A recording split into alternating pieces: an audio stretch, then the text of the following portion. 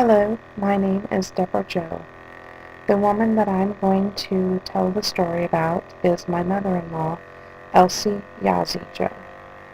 Elsie was born on the Navajo Reservation in Arizona in 1932.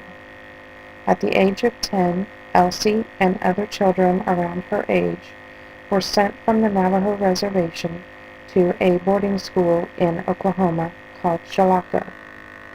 There, they were met by not only Navajo Indians, but also Indians from other tribes in the Oklahoma, Arizona, and surrounding state areas. While they were at Chilocco, they were forced into a new lifestyle.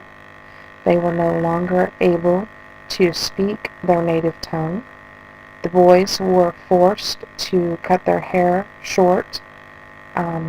White culture is what they called it, and the women or girls were forced to have hair inspections to ensure that they didn't have head lice, and they were forced to keep their hair in a certain style, mostly buns or pulled up in ponytails.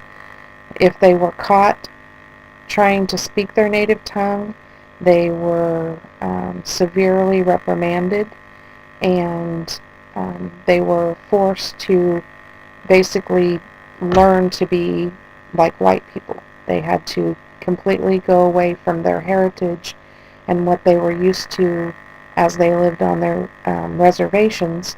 They had to adapt to what the school's expectations were of them.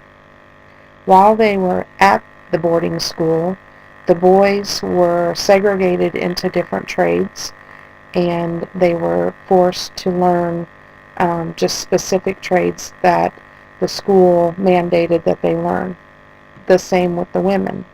Elsie's trade that she was forced to learn was to be a housekeeper slash nanny. And so all of the courses that she took at Chilocco groomed her up to the 9th grade when she graduated from Chilocco to be a housekeeper. In the summertime, once they hit the 8th grade year, they were sent to Ark City and sometimes Wichita for the summers to be nannies for affluent white residents. Elsie had the opportunity with a couple of the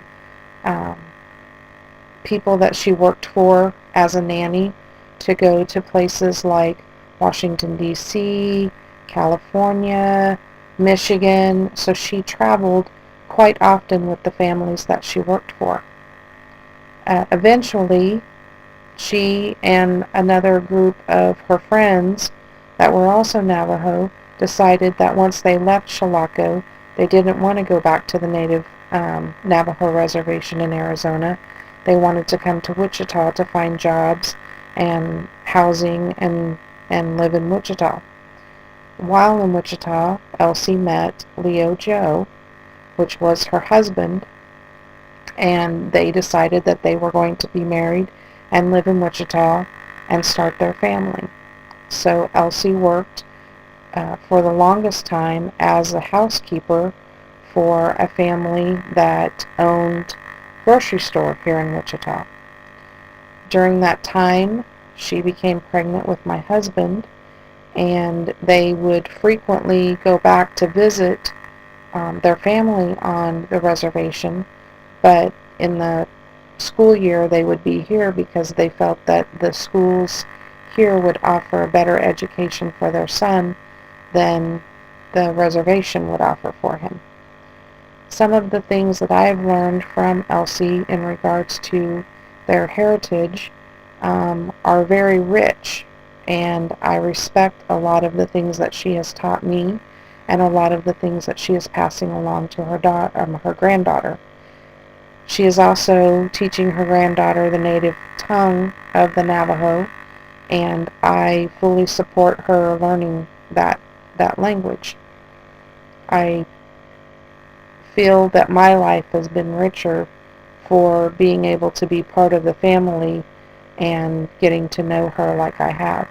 And this is a picture of Elsie Joe and her husband Leo, and this was just shortly after they were married. Thank you for your time, and I really greatly appreciated this class.